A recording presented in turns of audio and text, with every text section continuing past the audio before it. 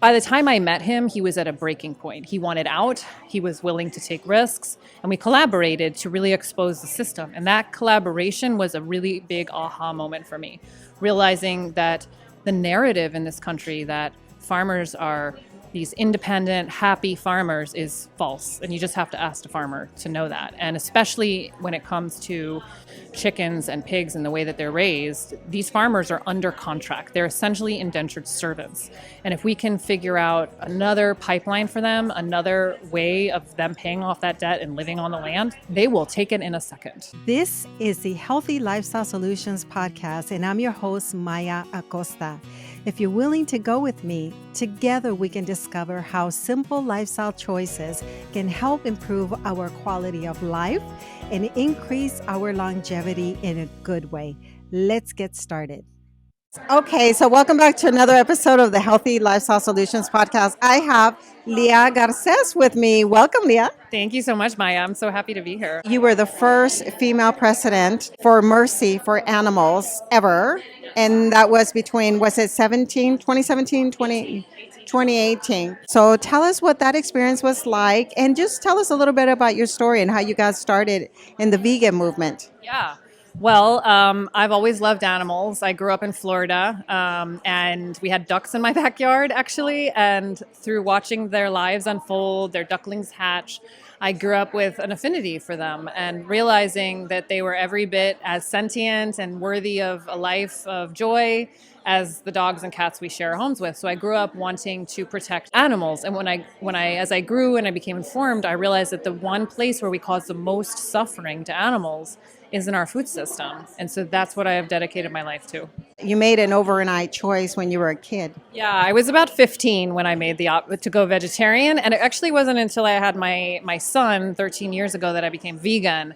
And I made this connection with, nursing him and realizing where milk, just this kind of aha moment that I couldn't believe I hadn't made.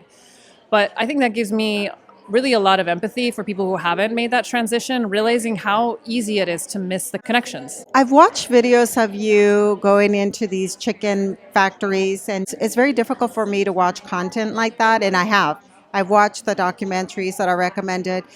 Tell us how you're working to support people that have grown up, especially generation after generation of being in a farming family, for example, producing animals. I had been an animal rights activist for so long, and it wasn't until 2014 that I met my first chicken factory farmer. And when I met him, I was definitely expecting someone who was going to be anxious and have a lot of animosity toward me, but instead I found a human being that was suffering, that didn't want to be in the system. And he had gotten into the system when he was 22 years old as a way to stay on the land that had been passed down generation through generation.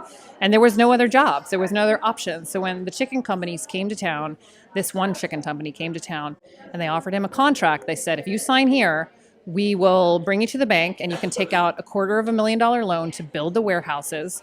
And then you'll be able to pay that loan off like a mortgage through raising chickens. So he was like, great, this seems like a dream come true.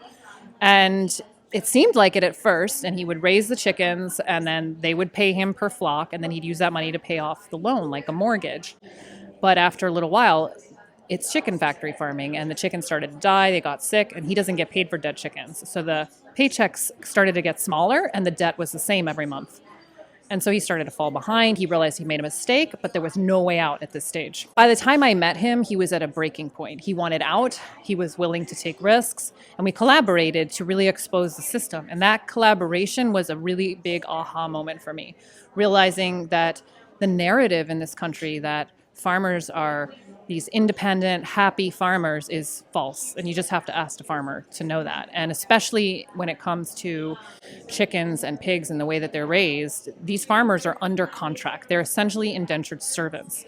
And if we can figure out another pipeline for them, another way of them paying off that debt and living on the land, they will take it in a second. I've also heard that the suicide rate is going up. There's a concept in psychology called moral injury. And it's usually applied to veterans who go to war, they come back. And it's a concept of where you're made to do something that's outside of your moral code, that you're forced to do something.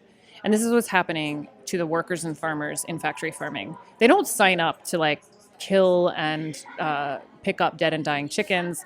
Slaughterhouse workers do not want to be in this situation either, where they're having to do atrocious things to animals. But the system requires that of them. This big oppressive system requires that. What we're pushing out on people in this system is a harm that hits them deep in their spirit, deep in their soul, deep in their health.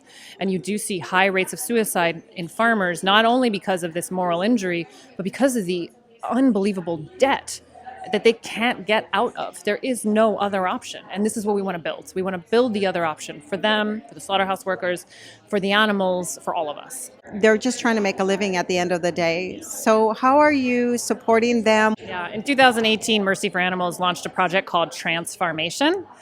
And we had this idea, this question we wanted to answer, which was, are there farmers that want to transition out of factory farming? And if so, which crops could be used? Could we retrofit their current warehouses to be used to grow other crops, other non-animal products? Use the facility in some way where they can still pay off their debt, stay on the land, provide for their families, which is the root of why they're there, not because of factory farming.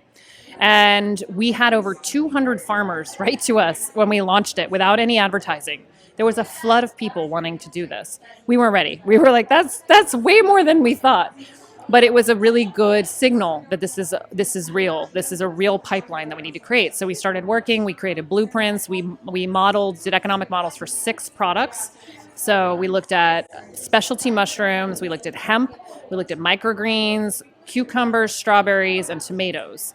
And 2 of them came out on top as being the lead in terms of profitability.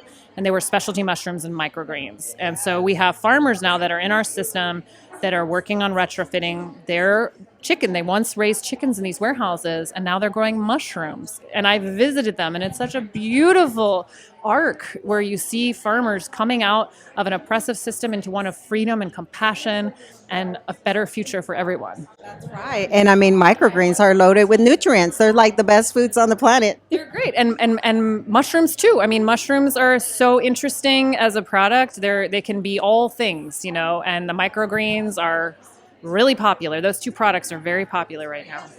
So what can we do, the everyday person that is either vegan or not vegan, that thinks about, how farmers are being affected? How can we either guide or inform farmers that there are options for them? Well, send them to Transformation, send them to our website, send them to Mercy for Animals, and, get them on board. They can voice it's important that I think farmers voice their concerns to their legislators too.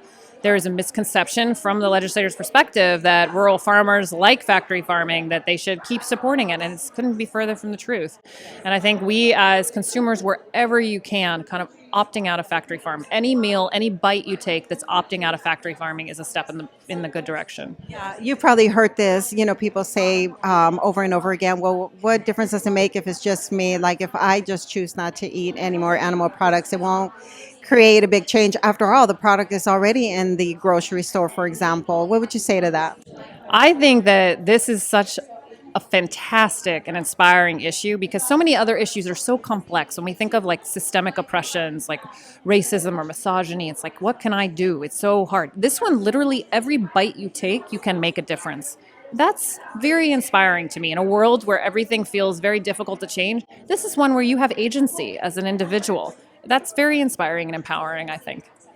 I'm so excited to learn more about this program that you have going on. And would you like to share any other websites or your social media? Yeah, go to Mercy for Animals on social media. We're on all the platforms and our mercyforanimals.org. Please come be part of our growing organization and people power. We need you to help change the system. And that's right. And by the way, the media pass that I'm wearing has Mercy for Animals. So they're one of the sponsors of the summit. Yes, we were the nonprofit sponsor, the key nonprofit sponsor. We're really proud to be here.